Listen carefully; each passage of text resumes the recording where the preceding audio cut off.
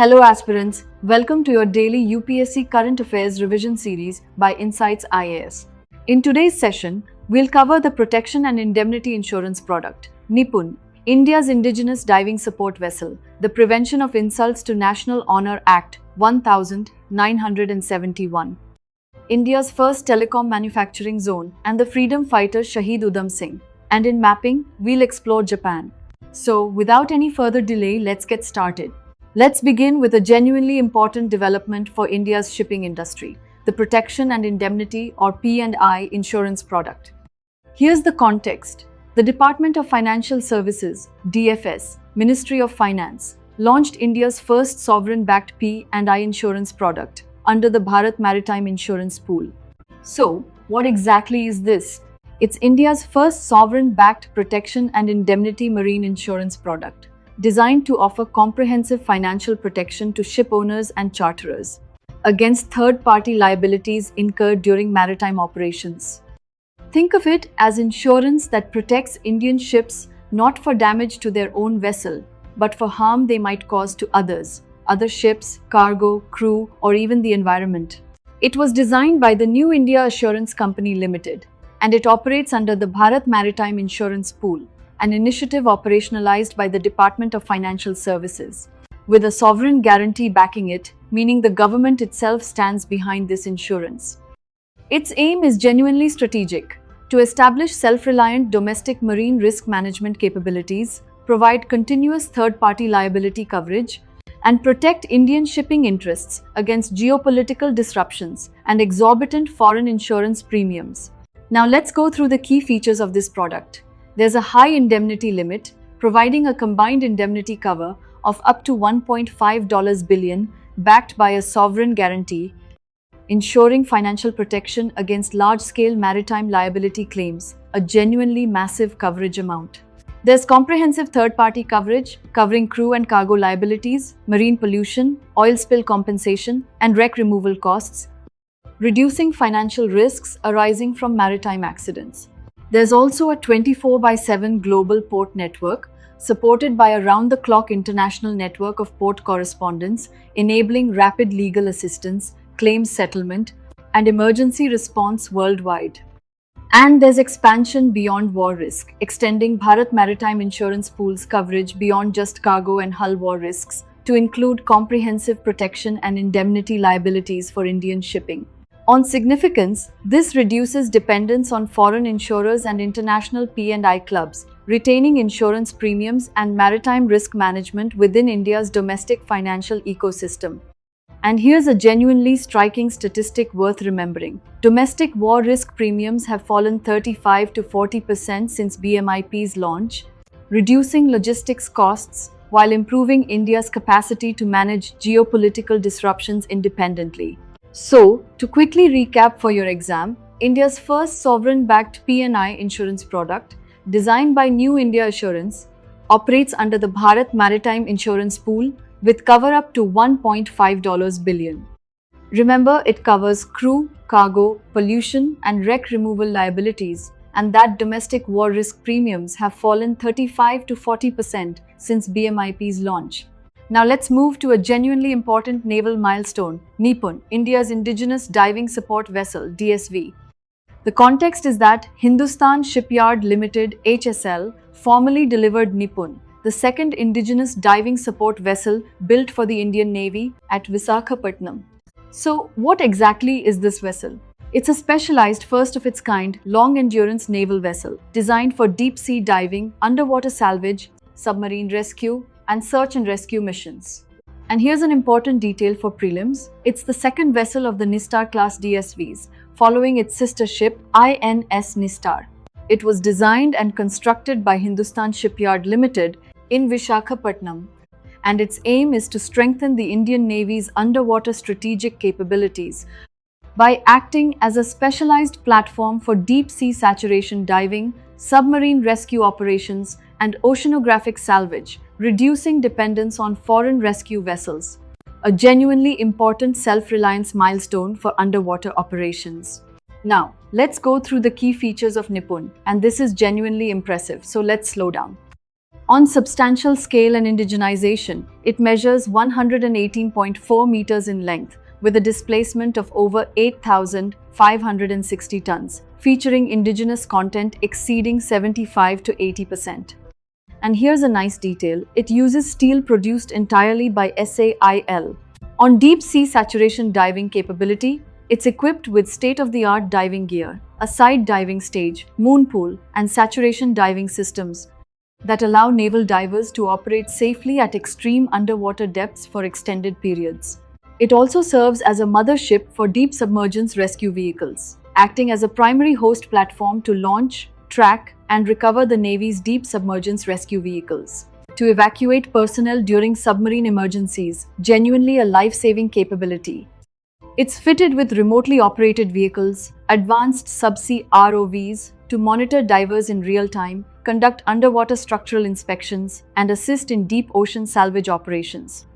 And it has high operational endurance, featuring an operational endurance of 60 days without replenishment, and including a flight deck capable of accommodating heavy helicopters for search and rescue or medical evacuation missions. On significance, this enables the Indian Navy to conduct rapid, independent submarine rescue operations across the Indo-Pacific without relying on foreign assistance. And it demonstrates the growing strength of India's defense shipbuilding sector, with nearly 80% indigenous content under Atmanirbhar Bharat. So, to quickly recap for your exam, Nipun is the second Nistar-class diving support vessel built by Hindustan Shipyard Limited, measuring 118.4 meters with over 75 to 80% indigenous content. Remember its role as a mothership for deep submergence rescue vehicles during submarine rescues and its 60-day operational endurance without replenishment. Now, let's move to a genuinely significant legislative update, connecting directly to something we've explored before, the Prevention of Insults to National Honor Act, 1971. The context is that Parliament has now passed the Prevention of Insults to National Honour Amendment Bill 2026, which amends Section 3 of the 1971 Parent Act. And this legislation officially extends the same penal protections to the national song, Vande Mataram, that are currently afforded to the national anthem, Jana Gana Mana. So, what exactly is the original 1971 Act? It's a central statute, Act number 69 of 1971, enacted on the 23rd of December 1971. It prohibits and penalizes intentional disrespect, desecration, or obstruction toward key national symbols across India. Now, let's go through the key features of this original 1971 Act. Under Section 2, Protection to the Flag and Constitution, this criminalizes public acts of burning, defacing, defiling, mutilating, trampling, or showing disrespect toward the Indian national flag or the Constitution of India, with punishment extending to 3 years imprisonment, a fine, or both. There's also an exemption for lawful criticism, explicitly clarifying under Section 2 that bona fide criticism or comments on the Constitution or flag made to seek lawful amendments do not constitute an offence, an important safeguard for genuine political debate. Under Section 3, Protection to the National Anthem, it makes it a punishable offence to intentionally prevent the singing of the national anthem, Jana Gana Mana, or cause disturbance to any assembly engaged in its singing. There's also Section 3A, Enhanced Penalties for Repeat Offenders, introduced via an amendment in 2003. This section mandates an enhanced minimum sentence of 1 year of imprisonment for second or subsequent convictions under Section 2 or Section 3. And the Act has universal jurisdiction, extending to the whole of India, establishing standard legal compliance for public and institutional protocols involving national symbols. Now, let's understand what the 2026 Amendment Bill actually changes. It updates Section 3 of the 1971 Parent Act to explicitly include the national song, Vande Mataram, alongside the national anthem, Jana Gana Mana, under the statutory umbrella of national honor protection laws. Now coming to the key features of this 2026 bill, there is substitution of Section 3, replacing the existing text of Section 3, to accord equal legal standing and criminal protection to both Jana Gana Mana and Vande Mataram. There's criminalization of disruption. It becomes a criminal offense to intentionally prevent the singing of the national song or to cause disturbance to any assembly engaged in singing the national song. There's a preserved quantum of punishment. First-time convictions still carry a penalty of imprisonment for up to 3 years, a fine or both, no change there. And there's applicability of Section 3A to Vande Mataram. Repeat offenders who intentionally obstruct or disrupt the singing of Vande Mataram will now face that same mandatory minimum 1-year prison sentence. Now, let's compare the 1971 Act and the 2026 amendment side by side, because this is genuinely where UPSC could build a tricky comparative question.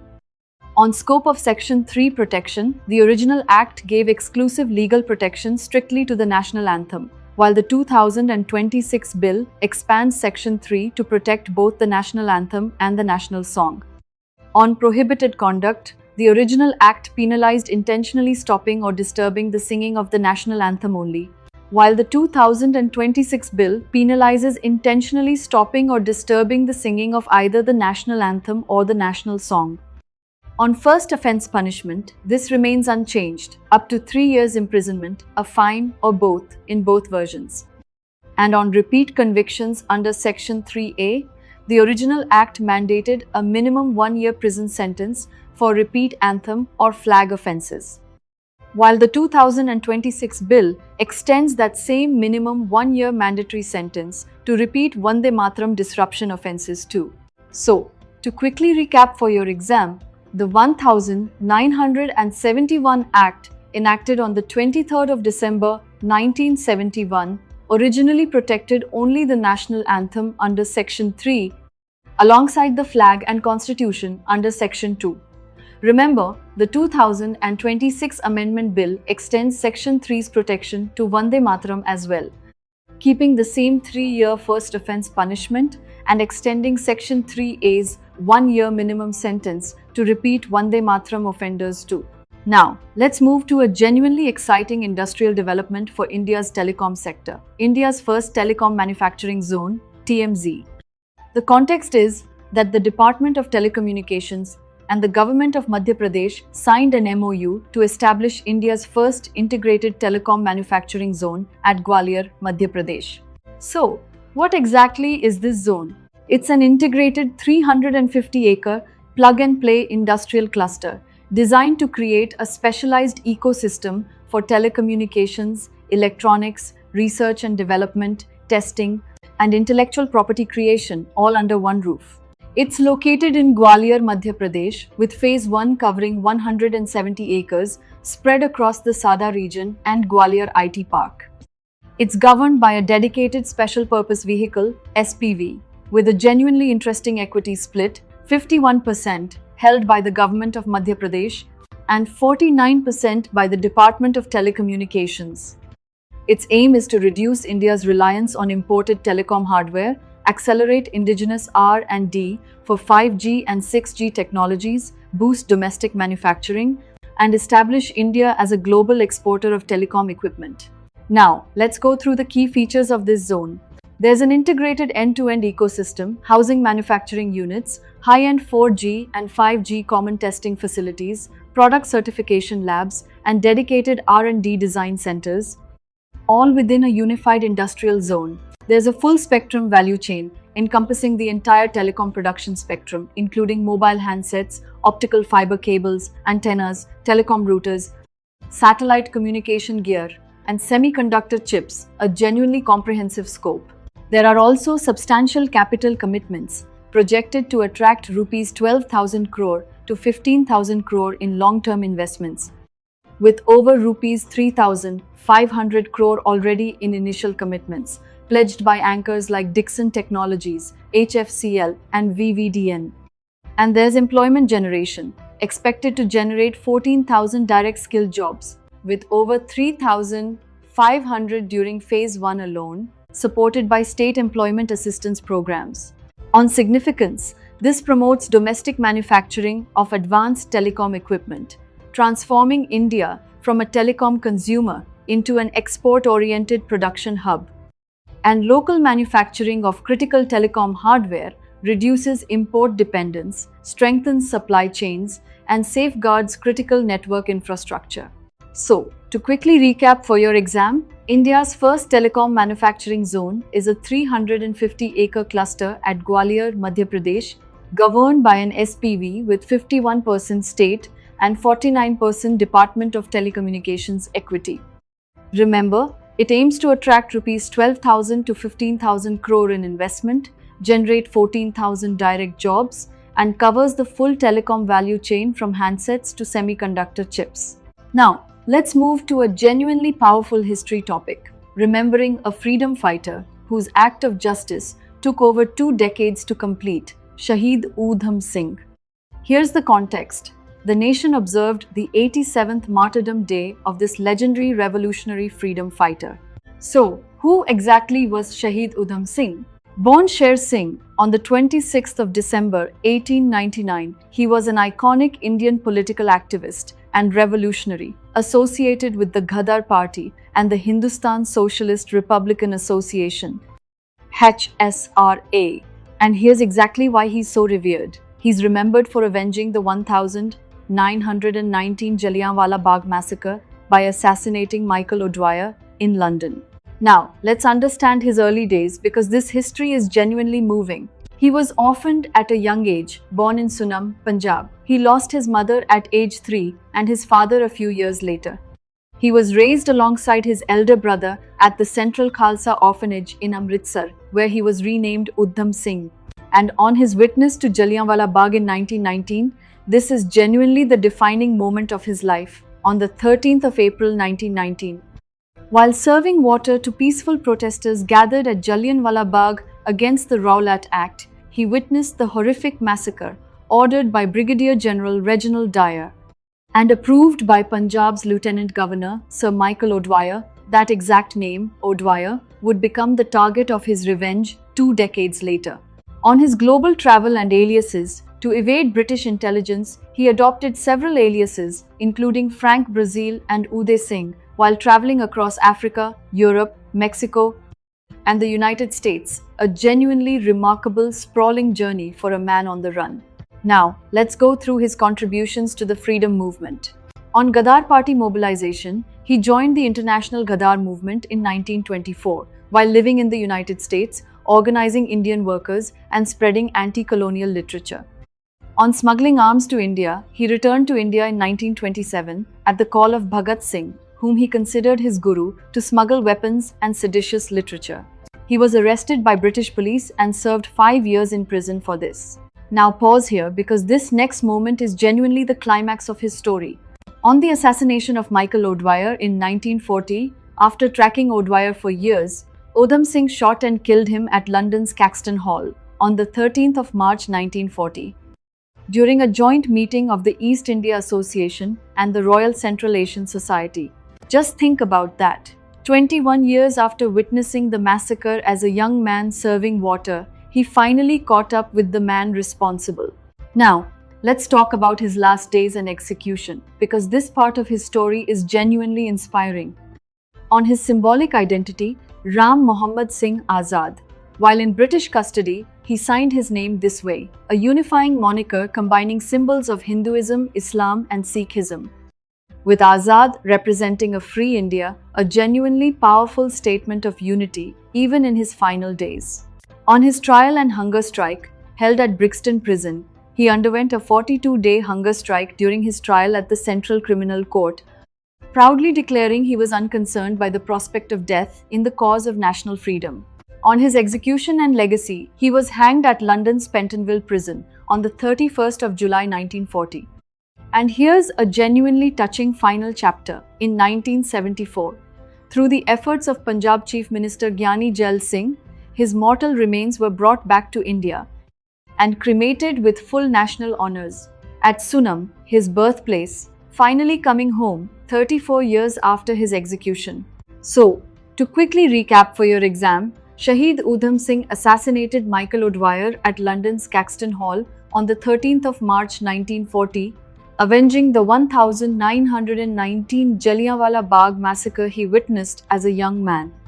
Remember his symbolic name Ram Mohammed Singh Azad, his 42-day hunger strike at Brixton Prison, his execution on the 31st of July 1940, and that his remains were brought back to India in 1974 through Gyani Jail Singh efforts.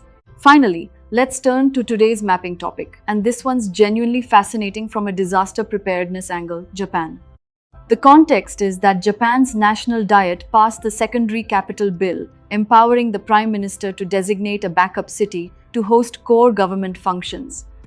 If Tokyo is hit by a major earthquake or natural disaster, and Osaka is currently the front-runner for this proposed new capital due to strong political backing and advanced infrastructure. So what exactly is Japan? It's an island country in East Asia, consisting of an archipelago of over 6,800 islands, stretching along the western edge of the North Pacific Ocean.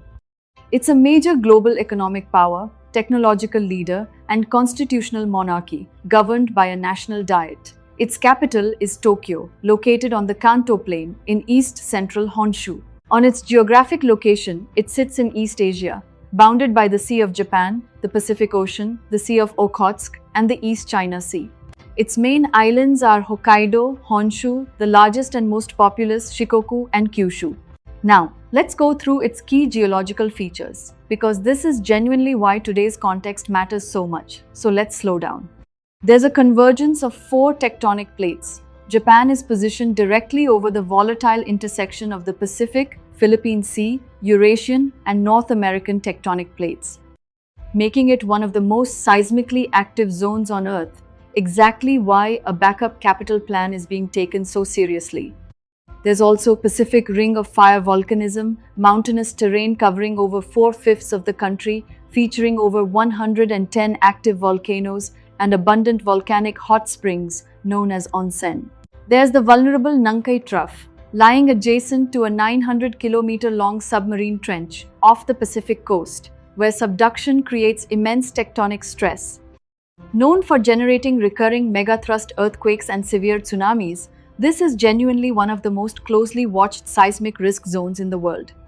And there are rugged, dissected lowlands, characterized by steep river valley networks and narrow, fertile coastal plains formed by alluvial deposits, where the vast majority of Japan's urban population and industry are concentrated. That's exactly why a Tokyo-based disaster could be so devastating.